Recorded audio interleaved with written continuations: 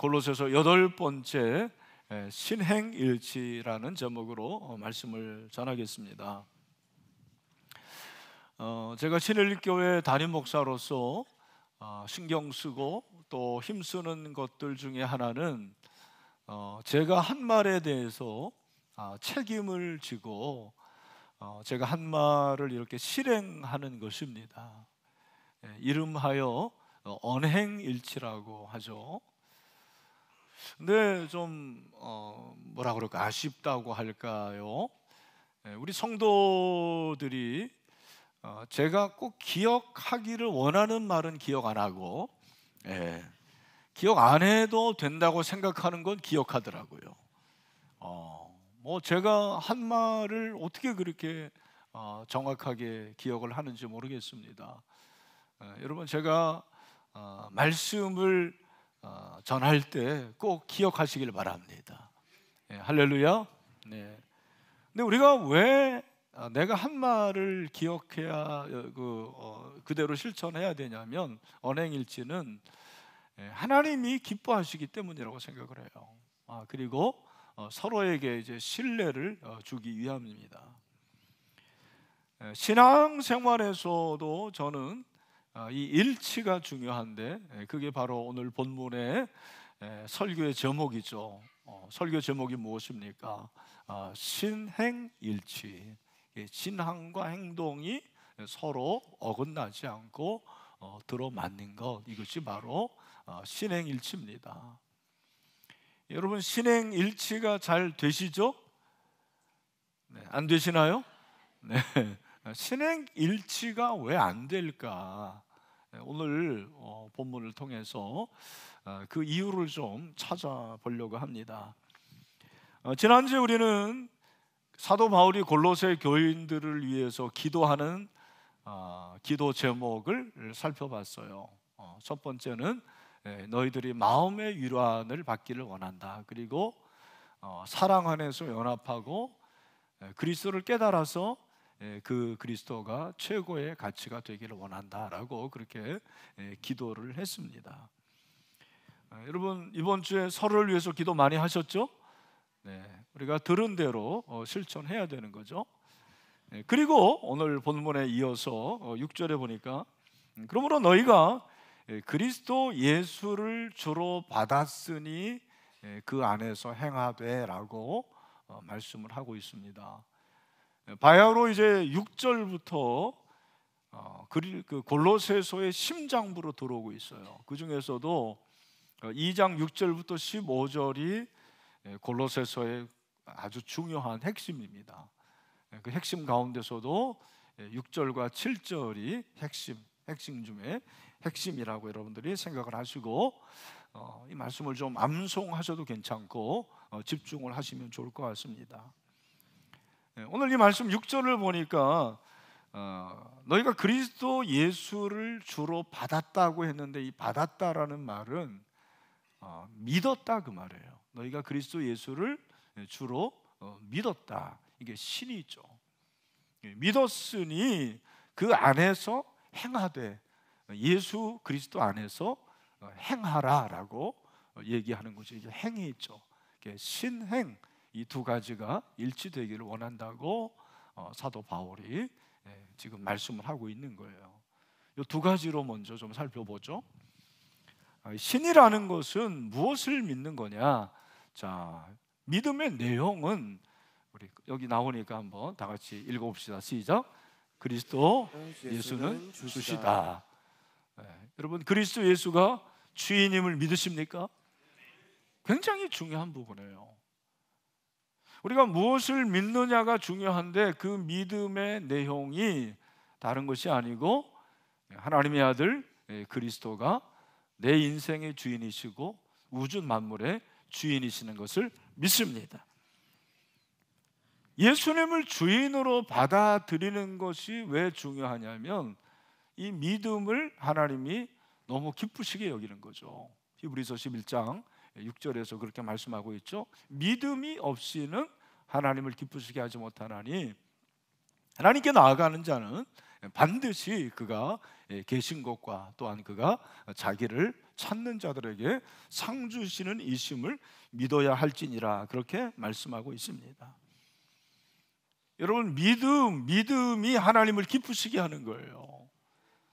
근데 그 믿음의 내용이 여러 가지죠. 내가 예수를 믿으면 천국 가고 구원받는다, 구원론적인 그러한 믿음도 있는데, 오늘 예수님이 그리스도 예수가 주인이라는 것을 골로새서에서는 조금 다른 측면으로, 다른 렌즈로 보고 있습니다.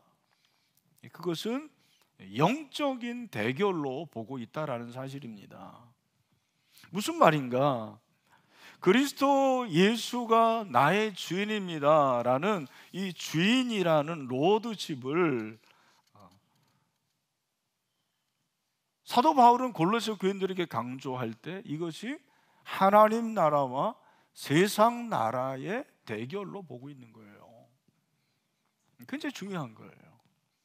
그 하나님 나라의 주인이신 하나님이 주인이시고, 그러면 그분이 주인이시면 나는 뭐가 되는 거예요? 나는 종이 되는 거죠.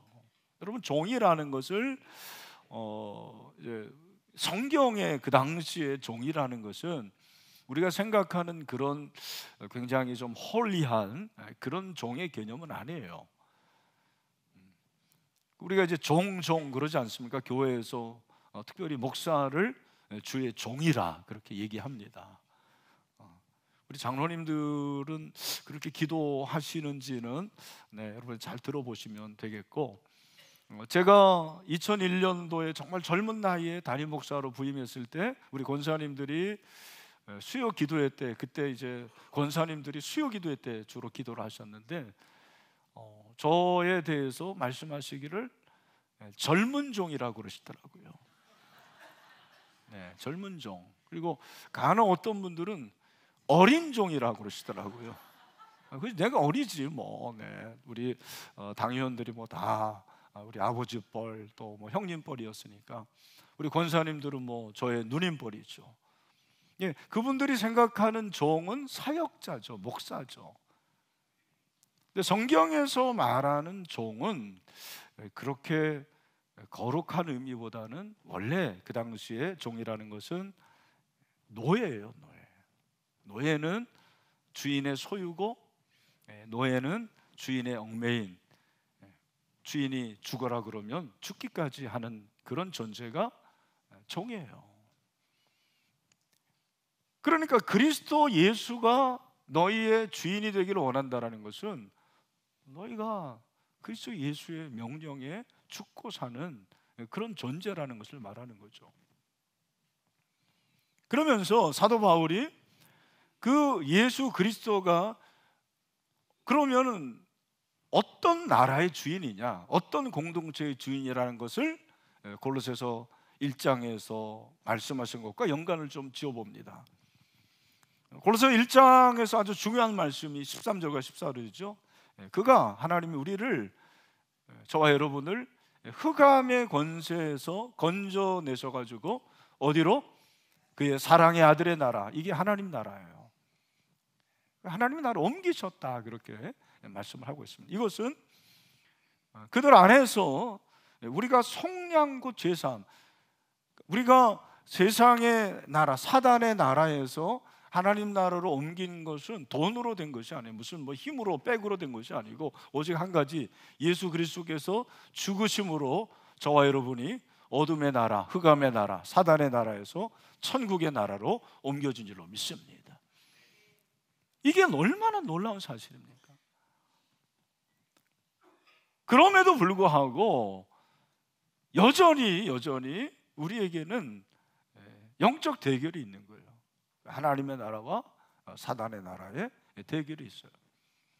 저와 여러분이 원래는 그 사단의 나라의 종이었어요. 사단의 나라의 주인은 사단이고 저와 여러분이 종이었어요.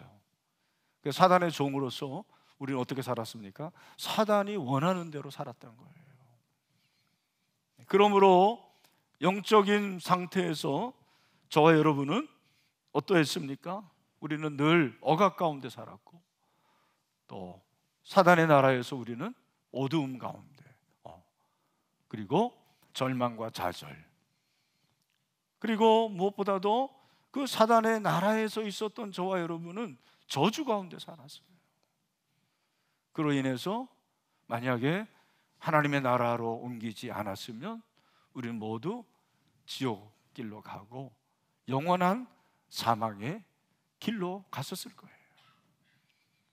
그런 저와 여러분을 하나님의 아들 예수 그리스도께서 십자가에 죽으심으로 하나님의 아들의 나라로 천국으로 옮겨 주셨습니다.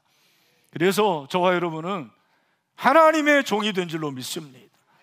우리 하나님이 주인이십니다. 절망이 변해서 소망이 되었습니다. 저주가 변해서 축복이 되었습니다. 우리는 지옥의 길에서 천국의 길로 가게 되었습니다. 할렐루야. 이런 놀라운 변화를 허락해 주셨습니다. 그러므로 원래 종은 자유가 없습니다. 자유가 없으나 세상의 나라의 종과 하나님 나라의 종은 차이가 있어요. 무엇입니까? 우리가 하나님 나라의 종이 되어서 천국 백성이 되어서 우리에게는 자유가 생기게 되었습니다. 예수 안에서 자유합니다. 진리 안에서 자유합니다. 말씀 안에서 자유합니다. 요한복음 8장 32절, 진리를 알지니, 예수를 알지니 예수가 너희를 자유롭게 하리라. 할렐루야. 우리는 자유하는 줄로 믿습니다. 나는 자유해. 예수 안에서 우리는 기뻐하고 자유하고 즐거워하고 행복해 할 수가 있습니다. 여러분 안에 있는 모든 자유하지 못하게 하는 것들보다 자유케 되기를 선포하십시오. 여러분, 물질에서 자유하십시오. 건강에서 자유하십시오. 성공에서 자유하세요. 자녀에게서 자유하시고, 스트레스에서 자유하시고, 죽음에서 자유하십시오. 우리는 모두 자유하게 된 줄로 믿습니다. 그래서 나는 자유해 예수 결박 부셨도다. 예수 결박 부셨도다. 예수 결박 부셨도다. 나는 자유해. 할렐루야. 그래서 70년대 이제 가스펠송이 처음 나왔는데 그때 제일 많이 불렀던 찬송은 뭐죠?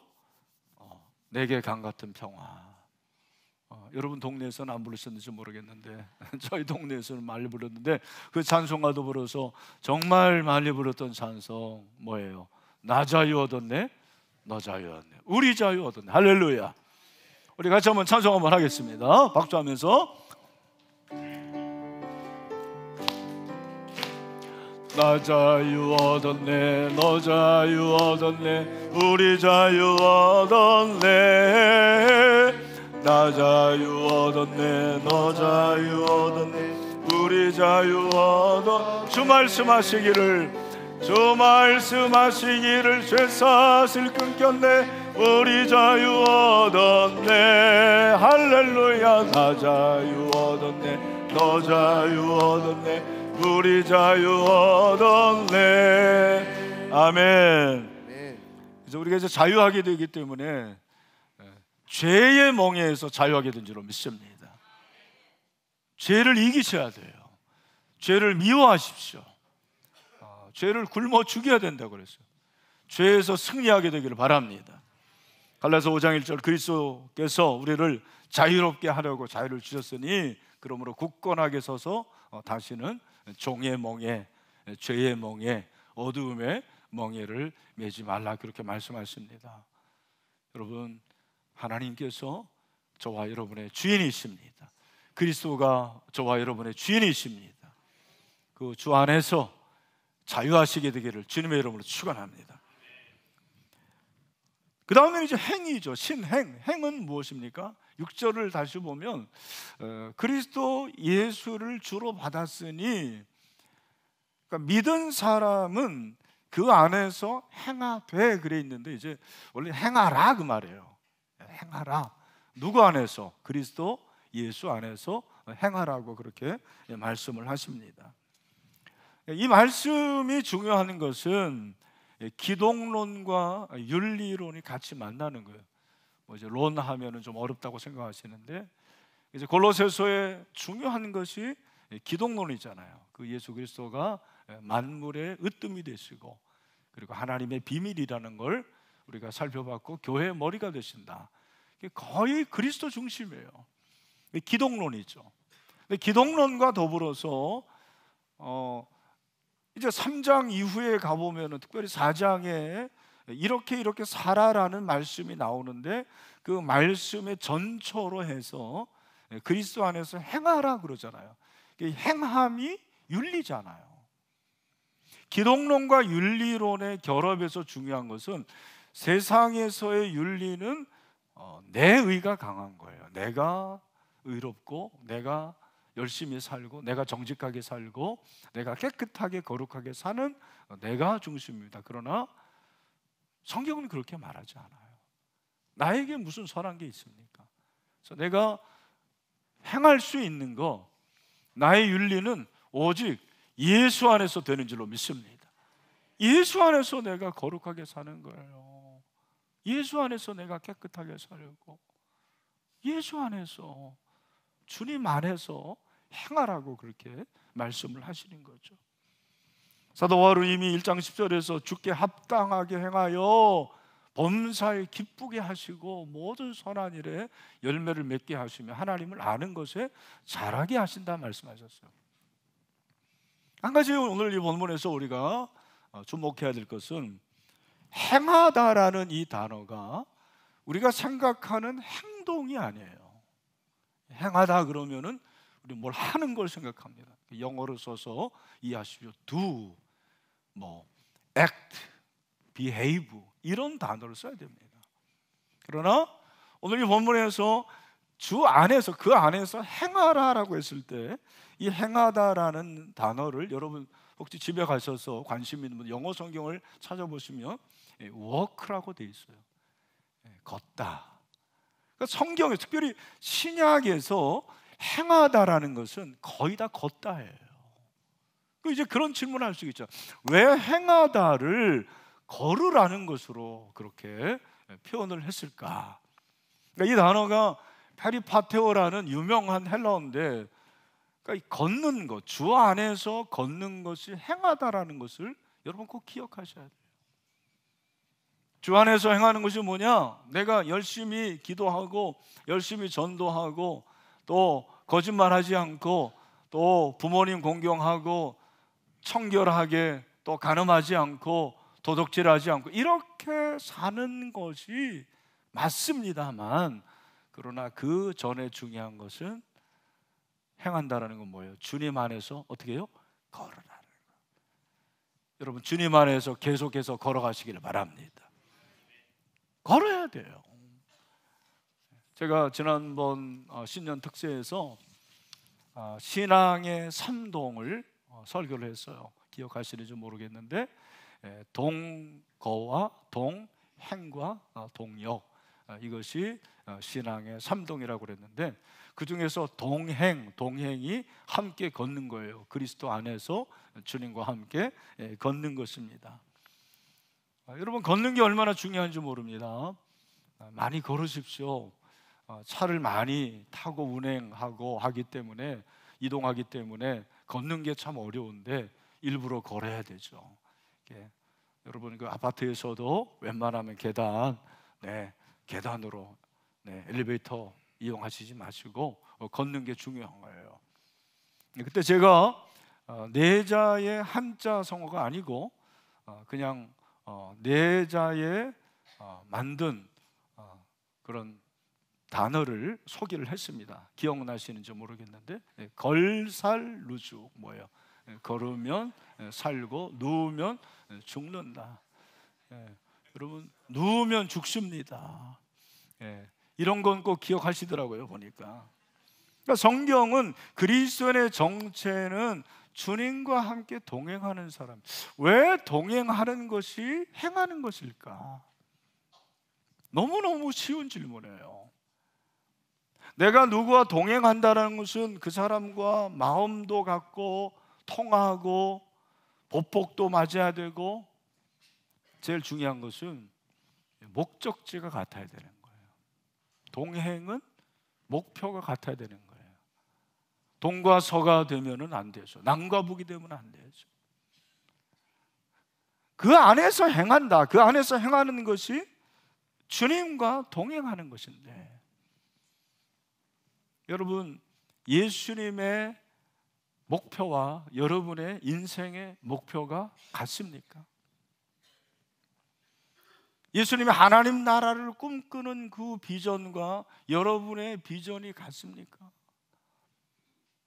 이게 동행이에요. 예수님의 마음과 여러분의 마음이 통합니까? 늘 여러분이 예수님을 생각하십니까? 그게 동행이죠. 아니, 예수님과 동행하면서 죄를 지을 수가 있을까요? 예수님 생각하면서 죄 지어요? 예수님 생각하면서 여러분들이 나쁜 짓을 합니까? 그럴 수가 있습니까? 예수님과 동행하는 것은 예수님 안에서 행하는 것의 시작이라는 것을 우리에게 가르쳐주고 있는 거예요. 우리 믿음의 선배들은 하나님과 동행하는 걸 힘썼죠. 에녹은 300년 동안 하나님과 동행했고, 아브라함은 하나님의 보시라는 별명을 받았어요. 그리고 다윗은 여호와는 나의 목자시니 늘 하나님의 인도를 받고, 다니엘은 세일 동안 하나님께 기도하고, 무슨 문제가 일어나면 하나님께 나아가서 기도하는 것을 잊지 않았습니다. 예수님의 제자들, 예수님과 함께 할 때는 몰랐는데 십자가를 경험하고 부활을 체험한 후에는 주님과 동행하는 인생을 살았습니다. 그러니까 주님과 동행하는 것이 주님 안에서 행하는 것이다라는 것을 우리에게 가르쳐주고 있는 거예요. 왜 우리가 이 신행일치가 되지 않느냐라는 이 문제에 대해서 제가 이제 한 가지 힌트를 얻은 것이 있습니다. 이 주님의 동행을, 주님과의 동행을 강조한 사람들이 많은데, 그 중에 청교도 출신의 목회자 존 오웬이죠. 존 오웬이라는 분이 동행을 강조를 했습니다. 그분은 두 가지를 제안해요. 첫 번째는 주님과 동행은 주님과의 평화를 누림이라 그랬어요. 뭐라고요? 주님과의 평화를 누리는 거. 여러분, 주님과 평화를 누리시기를 바랍니다. 그게 주님과 동행하는 거예요. 그 말은 내가 왜 신행일치가 안 되냐면 주님과 평화를 누리지 못하는 거예요. 주님과 평화를 누리는 것은 언제입니까? 내가 주님 안에 있을 때고 범죄하지 않고 거룩하게 살아갈 때예요. 우리가 왜 신행일치가 안 되냐면 주님과 평화하지 않기 때문에 그래요. 저는 여러분들이 주님과 평화가 되기를 축원합니다. 주님과 평화해야 돼요. 또 하나, 주님과의 동행에서 중요한 것은, 이 존 오웬은 주님의 영광을 갈망하라, 그렇게 얘기하는 거예요. 주님의 영광을 갈망하라고 그렇게 제안을 하고 있습니다. 주님의 영광을 갈망하는 것은 그 사람이 누구인지를 결정하는 중요한 바로미터라고 그랬어요. 그 사람의 갈망, 그 사람의 욕망을 보면 그 사람이 누군지를 아는 거예요. 좋은 대학, 스카이 대학을 갈망하는 것은 우리 고3들, 그죠? 대학을 가기 전에 학생들의 갈망이에요. 또 그런 자녀들을 둔 부모의 갈망이에요. 저처럼 이렇게 자녀들이 다 대학을 졸업한 경우에는 수능 날짜도 모릅니다. 네. 여러분의 갈망이 여러분이에요. 여러분의 갈망이 주식입니까? 여러분의 갈망이 아파트입니까? 여러분의 갈망이 성공입니까? 그 갈망이 여러분을 말해주는 거예요. 존 오웬은 우리가 주의 영광을 갈망해야 됨을 얘기하는 거죠. 중요한 얘기를 합니다. 주의 영광을 갈망할 때 모든 삶이 재편된다고 그랬어요. 재편되는 거. 무슨 말입니까? 하나님의 영광을 갈망했던 사람들은 저마다 자기 사랑에 속한 모든 것을 버리고 한 가지 가치를 향해 자신의 삶을 새롭게 재편한 거예요. 내가 사랑하는 거 이런 것들 내려놓고 정말 주님이 원하시는 그러한 사랑으로 내 삶을 다시 편집하는 거죠. 재편하는 것을 말하는 것입니다. 이게 왜 중요하냐면 그 결과 그들에게는 종교적인 영역과 일상적인 영역이 나뉘지 않는다라는 거예요. 잘 들으십시오. 신앙과 행위의 불일치는 결국 신앙의 이분화 아닙니까? 신앙의 이분화라는 것은 제 생각할 때는 종교적인 영역과 일상적인 영역의 분리예요. 그러니까 여러분들이 교회에 나올 때만 그리스도인 신자로서의 모습을 보이는 거 아닙니까? 더 안타까운 것은 그냥 일주일에 한 번 여기에 나와서 점 찍고 가는 것을 신앙이라고 생각하는 거예요. 그렇지 않습니다. 여러분들이 종교의 영역과 일상의 영역이 나눠지지 않고 여러분의 신앙이 여러분의 일상이 돼야 됩니다. 여러분의 일상이 신앙이 돼야 됩니다. 신앙 그 자체가 내 삶이 돼야 돼요. 그럴 때 신행일치가 되는 거죠. 여러분이 그 하나님의 영광을 갈망할 수 있게 되기를 주님의 이름으로 축원합니다. 그런 면에서 우리는 늘 지속적인 은혜를 사모해야 됩니다. 여러분에게 하나님의 은혜가 지속적으로 임해야 되는 거예요. 오늘 이 예배를 통해서도 은혜를 받고 가십시오. 그냥 예배 자리에 있고 그냥 예배 한번 드렸다라는 것이 아니고 이 예배를 통해서 여러분의 삶에 있어서 하나님의 은혜가 충만하게 임하는 그런 체험을 하셔야 됩니다. 그럴 때 신앙과 행함이 일치가 되는 거죠. 바울은 이 신행일치를 위해서 주님과 동행하는 것을 위해서 4가지를 제시를 하죠. 그게 7절이죠. 뭐라고 그랬습니까? 같이 한번 읽겠습니다. 시작.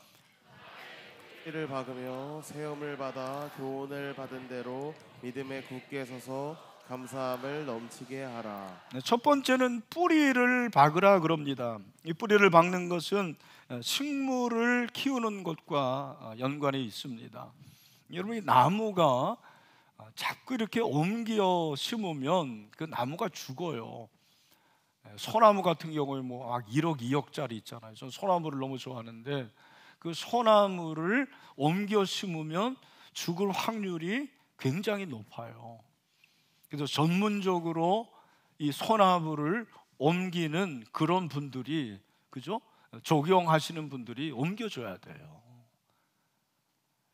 여러분, 나무 하나도 그런데 영혼이 뿌리를 내리지 않고 다른 데 자꾸 옮기면은요, 그 영혼이 메마르게 되는 거예요. 성장하고 열매를 맺을 수가 없습니다. 그래서 저는 여러분들이 예수 안에 뿌리를 내게 되기를 축원합니다. 말씀에 뿌리를 내리십시오. 다른 데 옮기지 마세요. 네.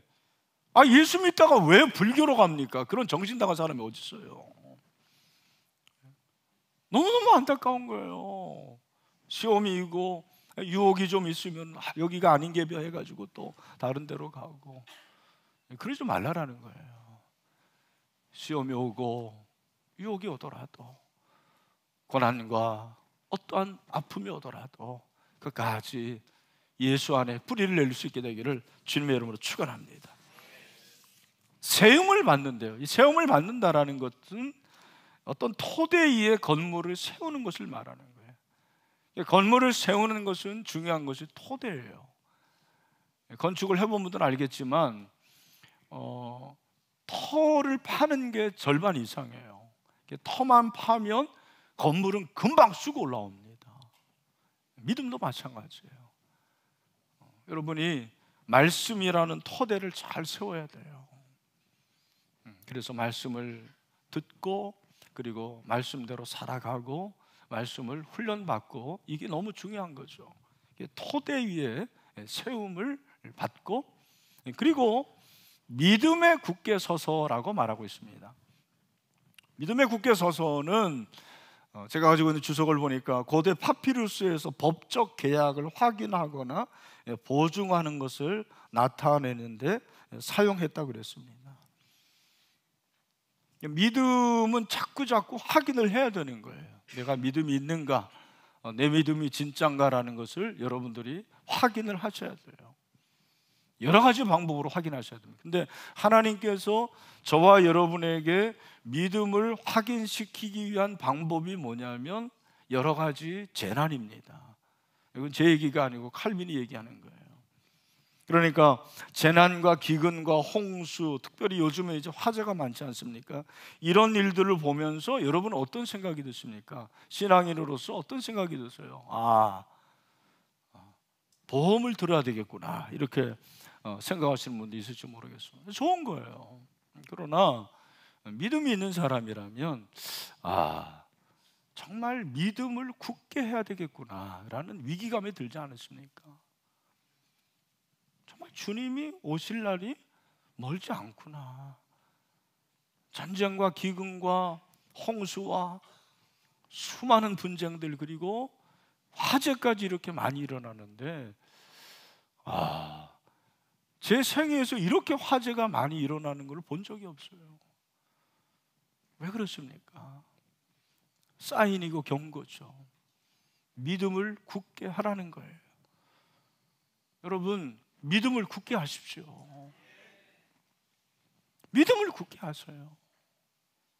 다른 여러 가지 중요했지만 믿음을 굳게 하고, 여러분만이 아니고 여러분의 자녀들에게 믿음을 굳게 하십시오.